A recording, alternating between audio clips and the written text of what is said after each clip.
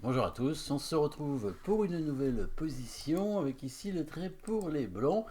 Dans cette finale où les blancs ont une tour de plus, on se dit quelle est la difficulté de cette position pour gagner. Eh ben peut-être vous pouvez le voir, mais on voit que le roi noir n'a pas de case. Le roi noir pour l'instant est bloqué, il est patte, donc il suffirait aux noirs de donner leur tour pour faire patte, donc on peut appeler c'est la tour folle, hein, ça s'appelle. Mais c'est quand même aux blancs de jouer. Alors qu'évidemment, si c'était aux noirs de jouer, là, ils pourraient probablement faire la tour folle et les blancs pourraient rien faire. Mais c'est aux blancs de jouer et les blancs doivent éviter le pat. Mais c'est pas facile puisque leur tour en B7, qui est la pièce qui bloque le roi, finalement, ne peut pas vraiment bouger. Hein, elle est bloquée par l'autre tour et elle est bloquée aussi par le pion sur la colonne. En fait, elle peut bouger sur la colonne, mais ça n'empêche pas le pat.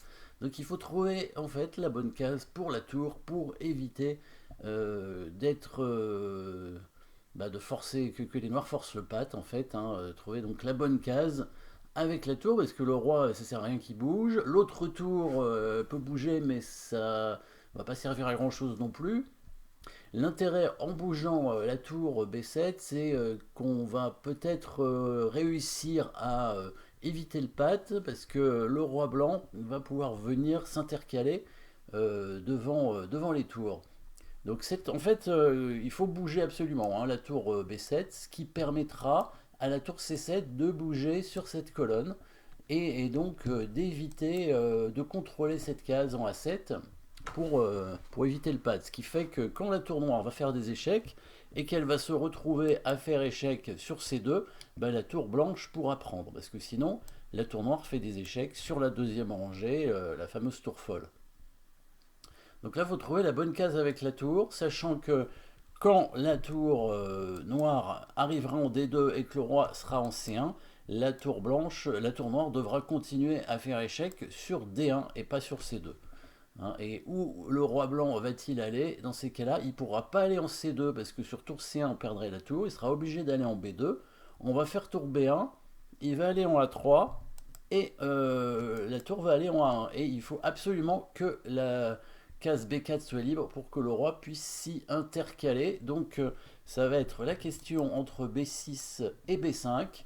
L'une de ces deux cases en fait, il faut que le roi blanc puisse aller sur la case en B6, on va voir ça. Donc le bon coup, c'est bien tour B5 ici, et pas tour B4, hein, parce que sur tour B4, donc après, donc comme je disais, la tour va venir bloquer le roi qui ne peut pas venir en C2, parce que sinon, tour C1 et la tour blanche en C7 est capturée, on est obligé d'aller en B2, et quand le roi vient en A3, il est bloqué par sa tour, donc il ne peut pas monter. C'est pour ça qu'il faut venir en B5 et non pas en B6 non plus, parce que le roi blanc a besoin de cette case en B6.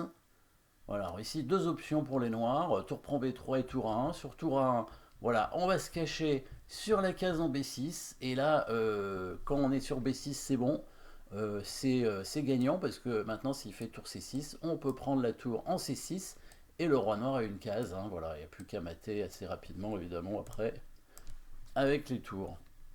Et s'il prend le pion B3, du coup, quand on est ici, tour prend B3, on continue de monter. Et pareil, on va se cacher sur la case en B6, devant la tour blanche. Du coup, il n'y a plus de patte d'ailleurs là, hein, puisque le roi vient bloquer la tour de la colonne B. On fait échec et on redescend. Et voilà, et là, il n'y a plus d'échec sur tour C6. On prend avec la tour évidemment, libérant une case roi. Et maintenant, ça va être mat assez rapidement, le mettre des escaliers avec les deux tours comme ça. Donc tout le but ici avec les blancs, c'était d'arriver à permettre finalement au roi noir de bouger. Et donc ici, en évitant la tour folle, donc le but pour le roi blanc, on l'a compris, hein, c'est d'aller sur la case en B6 ici. Donc s'il fait un échec ailleurs, hein, par exemple en A1, donc du coup le roi blanc va se diriger hein, vers la case en B6 tranquillement. Là on est, il n'y a pas trop de problème a priori, hein, on va y aller directement. Voilà, sur la case B6, donc on peut passer par D5. Il peut faire échec où il veut en E5. De toute façon, on peut pas le prendre, mais c'est pas grave. Roi C6, voilà, tour là, roi C5. Donc là, sur tour C6, on prend de la tour. Et sur tour E5, voilà, on vient en B6 et après on se cache. Donc ça, c'était la case clé, la case à trouver avec le roi. Attention, bien sûr, à pas aller en B4 avec la tour pour pas bloquer le roi. Donc c'est une petite étude hein, amusante, une sorte de casse-tête un peu. Hein. C'est un peu comme ça qu'on peut prendre les études. Hein. C'est des positions qui n'arrivent pas en partie, mais qui sont un peu des puzzles ou des casse-têtes. Il faut trouver la solution pour gagner. Merci d'avoir suivi cette position. N'oubliez pas de vous abonner et à très bientôt.